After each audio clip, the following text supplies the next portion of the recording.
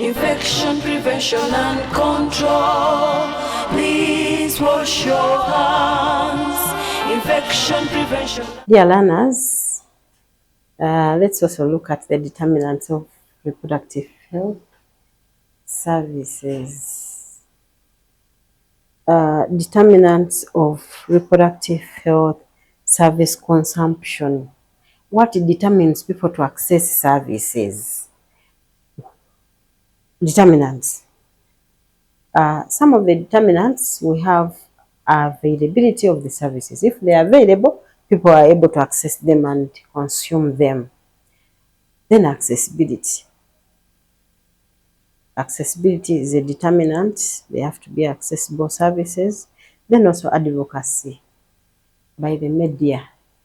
I normally hear Minister of Health, whenever there is any outbreak of any disease, at least they tell us that don't do this, signs and symptoms are this and this and this. There is Ebola, there is what, there is Marburg, there is, at least they are able to communicate to us through the media. So that is a determinant. When you hear them mention signs and symptoms and you're able to maybe get conscious with the society members, or if you happen to get that disease, to acquire that disease, then you can be able to access the what? The services.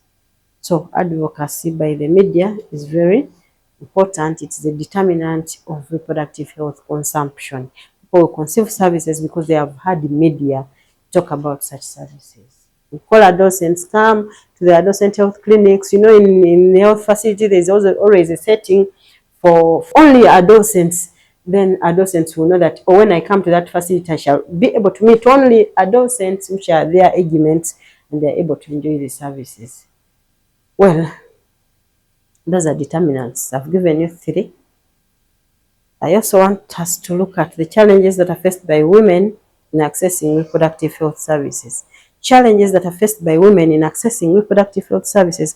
What are those challenges they find if they want to access services, or if they have to access services, or if they are accessing services? The first challenge is poor quality care to clients. Very many people don't provide quality care. They don't have efficiency in what they do. Whatever they are doing is not effective at all. They take a lot of time to give patients services. You know, they don't have any leadership in them. So you find that it's a big challenge. When there are poor quality services, even continuity of getting those services is a bit not easy. We have long distances from their homes to the facilities. Very many people travel from very far distant places to access services to the facility. So sometimes if the distance is long enough, then that affects their service consumption. Social discrimination. If they are discriminated, it is hard to get a service when you are discriminated. Probably you may find that you are not comfortable with the service you are achieving because they are discriminating you. Discrimination is bad. God does not like it, so we shouldn't discriminate people. We should give people quality care. We should give them service irrespective of who they are. As long as they come to you, to your hands, offer the services, let them go, and then you're paid. So social discrimination is not really the best. High costs of services, that is very common. Services are achieved at a high cost. Services are very expensive in the hospitals around. I even don't know. For a service, they ask for a lot of money. So if you don't have that money, therefore you cannot access such reproductive health service. So that is a big challenge. But there can be another challenge when people come to the facility. They already want to access, they are ready to consume your service, but you leave them to wait for a long time, and there are very, very long queues at the health facility. So you will find that it is a very big challenge. If people are delayed in the queues, they go not wanting to come back to your center for services. They go dissatisfied with the services you've given. Even when you were trying to explain, to give good medication to, if a client had long queues, then they are not able to have good services, to be comfortable. They always be dissatisfied. And that is a challenge. Little orientation to the clients. Clients don't always know.